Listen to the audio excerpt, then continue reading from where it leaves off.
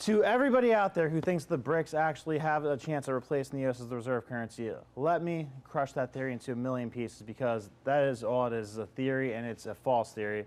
So here's what's needed for a reserve currency. You need to have a law and order, trust in the system, deep liquid reserves, and you need to have a demand for your currency. Other people need to want it, need to trust it. So that's why the U.S., you can see on this chart, 65% of all central bank reserves in the world are dollars. Next highest, 20% for the euro, and all the way down at the bottom is the Chinese renminbi or yuan at less than 5%. So that's how much faith that the rest of the world has in China's currency.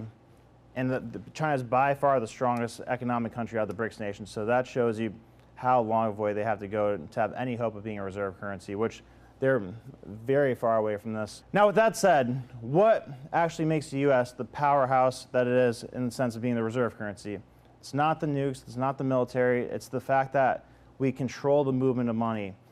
Myra Rothschild once said, "Let me issue and control a nation's money, and I care not who writes the laws." So, you ever hear of the SWIFT system? The SWIFT system allows us to do exactly that. It's the primary way to move money from point A to point B internationally. Guys, real quick, my absolute favorite news source is Ground News. You know why? Because it has a tracker on it that tells you how biased it is in one direction or the other. So check it out right here. Look, it'll tell you what percentage it is left, what percent right, and what percent center. So it gathers all the world media in one place, shows you story by story how biased it is. There's no other app that does this, and it's only 83 cents a month. I mean, that's a no-brainer. That's something that's you're not even going to notice. And in return for that, you're going to get an abundance of news, and in a way where it's, you know, if you're trying to be pushed in one direction or the other. I, for one, couldn't go without this. I've had it for years and love it. So highly recommend you check it out for yourself. The link is below. Let me know what you think. And that is what we took Russia off of when we put sanctions on them. That's how we crushed Venezuela and caused hyperinflation there. We took them off the SWIFT because they tried to trade oil outside of the dollar. And that is the ultimate weapon we have. Now, the BRICS nations are nowhere close to developing anything like this. They don't have a strong plan for it. That's why they can't accomplish this, because think about it. You could get dollars anywhere in the world from ATMs. You can't say the same thing for the yuan or the ruble or the renminbi, whatever you want to call it. So that is why this is all theory, all speculation and hype.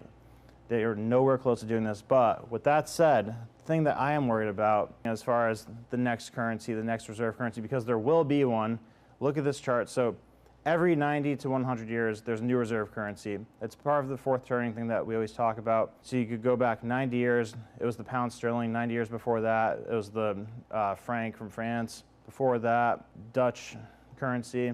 Before that, it was Portugal.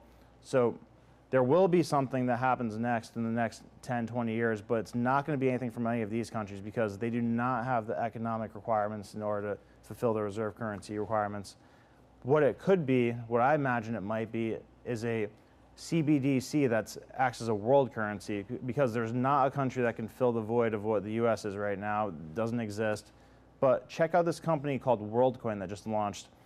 So it's launched by Sam Altman, the guy who made ChatGPT, and in its white paper it says, a potential path for a global CBDC. So what they do is they are trying to scan people's eyeballs to get their biometric data, and then in exchange giving them money, but they're going to use that as an ID system. This is the type of thing that I imagine being the next potential reserve currency or potential global currency. It's not going to be another country. What we have to be on the lookout for is a CBDC that tries to act as a one world currency. Now, that is an actual threat that I can be worried about. I'm not worried about the BRICS nations. They're not serious. They don't have the technology or the planning or the organization to be a reserve currency. But with technology, CBDC, central banks behind it, combined with the private sector, that's a threat that we worry about. So have at it. Let me know why you think I'm wrong. I look forward to debating you. With that said, check out this playlist if you want to see more of what I'm all about. Connect with me on Minnect if you want to learn how to grow your YouTube channel. And I will see you later.